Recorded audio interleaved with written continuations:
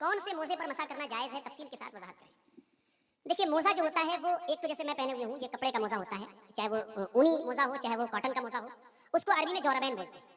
और एक मोज़ा होता है चमड़े का मोज़ा, उसको खुफ़ैन बोलते हैं। दोनों तरीके के मोज़े पर मसा कर सकते हैं, जायज़ है। शर्त क्या है कि जितने हिस्से को पैर में धोना ज़रूरी है, मोज़ा उतने हिस्से को कवर किए हो।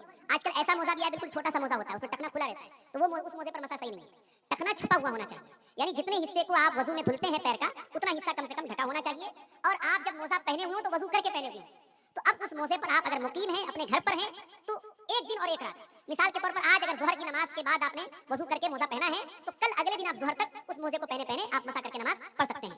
हाँ, अगर बीच में आप मोज़ा उतार देंगे, तो फिर दोबारा आपको पैर धो करके फिर पहनना पड़ेगा। या इसी तरीके से अगर इंसान जनाबत की हालत में हो जाएगा, बीवी से मान लीजिए उसने ताल्लुक कायम किया या रात में उसको नाइट फॉल हो गया, तो अब वो उसको गुस्ल वाजिब हो गया उसके ऊपर, तो फिर वो मोज़ा उतारना पड़ेगा।